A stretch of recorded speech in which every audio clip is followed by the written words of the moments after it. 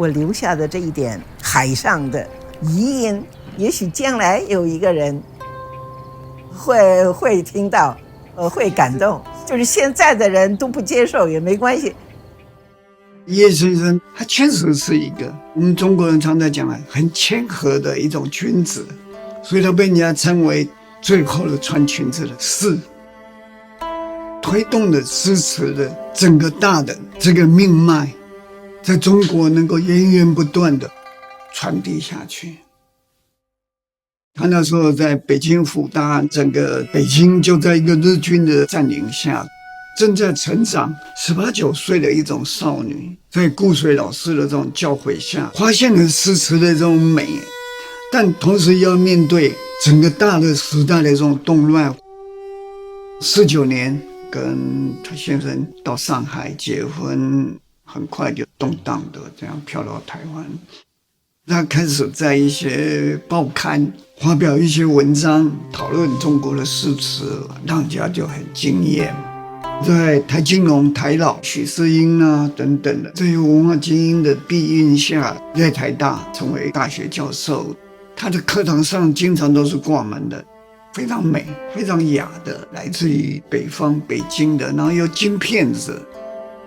台湾那个时候有新诗跟旧诗的这个论战嘛，那结果要吵到老死不往来。透过叶先生，他写李义山，写了周公的序，他可以沟通新旧。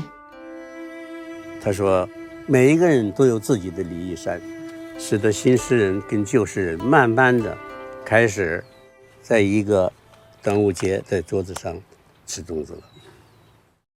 因为发表了秋兴八首，海外的这个汉学界就注意到他了嘛。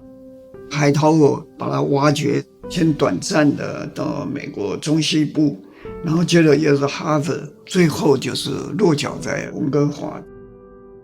叶先生是一个好学不倦的，当他一出了国以后，他会去上西方文学的课，他就接触了语言学、符号学，甚至女性主义，从学术上的角度，他换了另外的西方的那种。海涛我把叶先生这些关于词学、关于诗的这个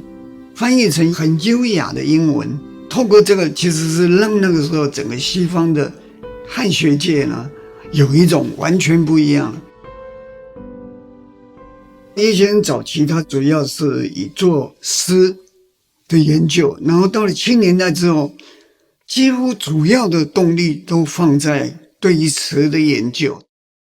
因为词本来写的女子的感情，你表现了君子贤人的寄托，于是就把你内心之中最隐秘的你自己都不知道的一种东西写出来了，这正是词之妙处。叶先生本身自己也写古典诗词嘛，杜甫、王国维，当然还有李商隐，他还是感受很深。在吟诵李商隐的《嫦娥》，云母屏风烛影深，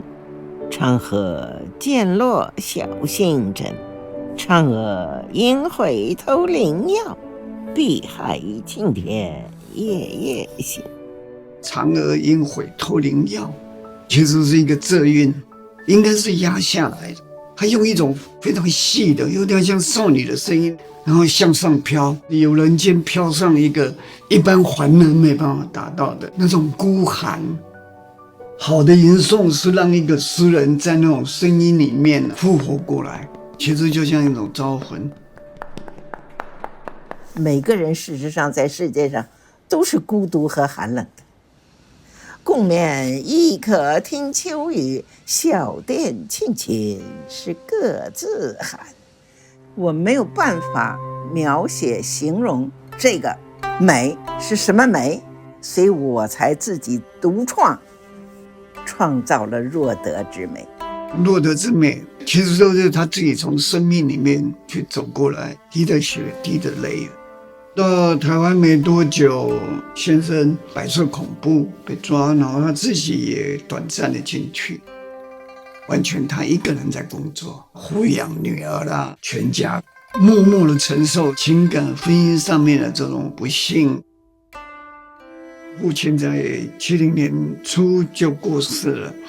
然后70年代中大女儿不幸。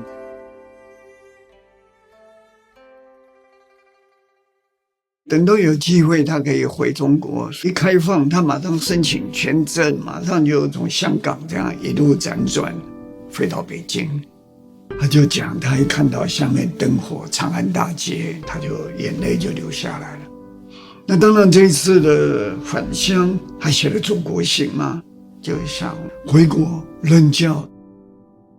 改革开放之后，他有机会就从温哥华就会回天津南开。然后陆陆续续开课，2004整个人就搬回了南开，投入整个对于诗词的推广了。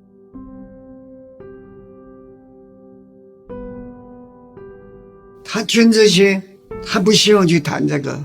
他不是为了要获得外面对他名望的，而只是希望能够带动更大的对于教育、对于诗词的这些推广，这才是他的许愿所在。他那么简朴的生活，简单到你难以想象的，就住在南开教职员的宿舍，一厅2房，然后就是一个阿姨照顾他，他不喜欢去打扰人家。这个是牛牛今天发的，就是牛牛做了一个微信的公众号。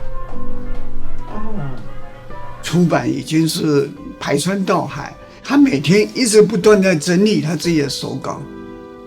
叶先生今年已经高龄到97、98左右了，他不止记忆没有衰退，他还可以持续的往前走，然后可以持续的跟时代的整个新的思想这种潮流同步。惋惜就是说像钱钟书、杨绛、张充和他们这一代的这么伟大的这些学人作家都没有留下来。这种电影拍了好多张爱玲，可张爱玲自己呢，等走了，大家在那惋惜、哀悼、追念。